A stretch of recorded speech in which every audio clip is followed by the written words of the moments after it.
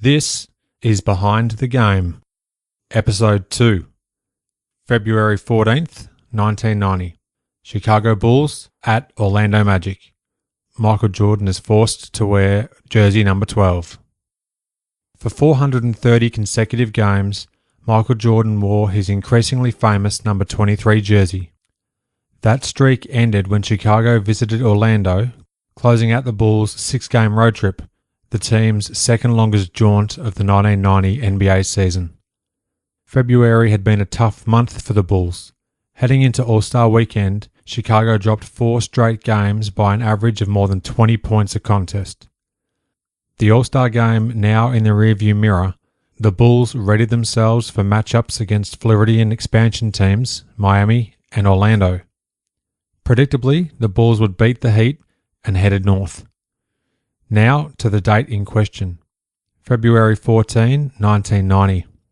A sellout crowd of 15,077 were in possession of the hottest ticket in town, though fans weren't allowed to enter Orlando Arena until an hour before the 7:30 p.m. tip-off. An unfolding drama had already commenced inside the building. It's customary for the home team's equipment manager to collect and wash the visitors' uniforms before placing them in the locker room.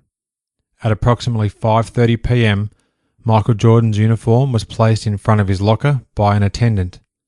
15 minutes later, as players started to arrive, MJ's famous number 23 jersey and, according to numerous articles sourced, a backup jersey, had disappeared.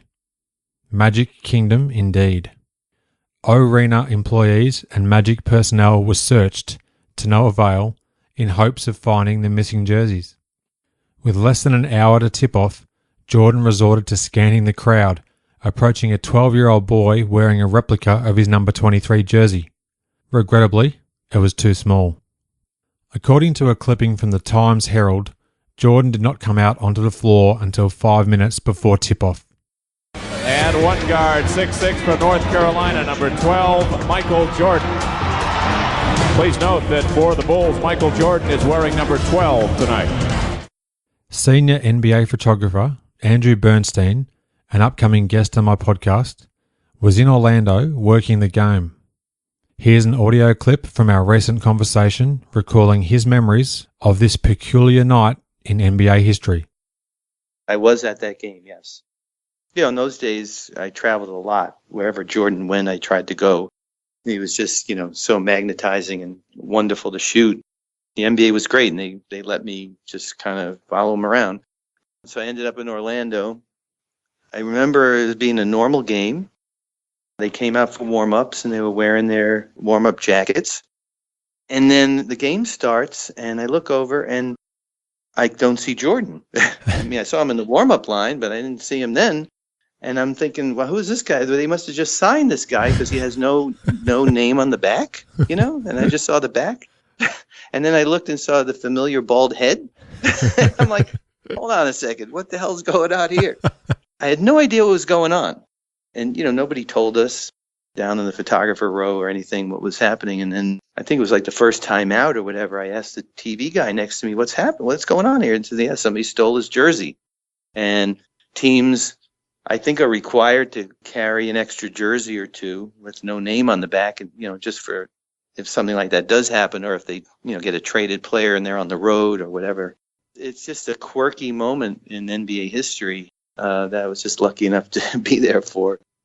Here's the deal. In those days, I was making royalties off of my photos. Okay. So picture would sell, and, I would get whatever percentage royalty from whoever bought it through the NBA.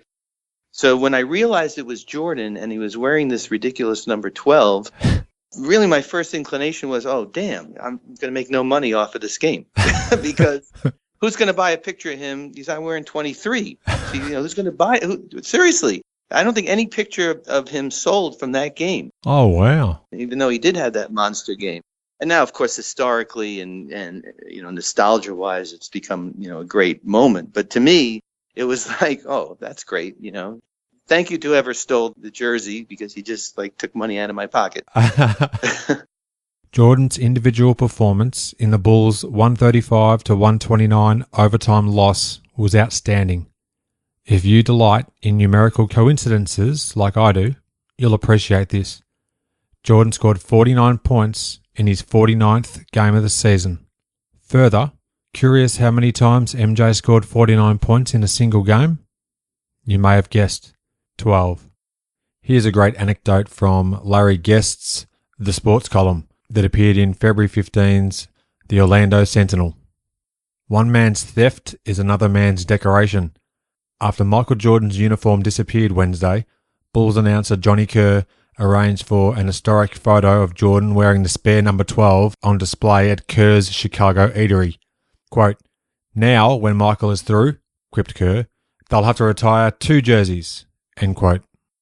Check the show notes of this episode to see Andy's photo of Jordan wearing the unfamiliar uniform. The final say belongs to Michael Jordan. Here's audio from a promotional interview he did for the NBA 2K video game franchise.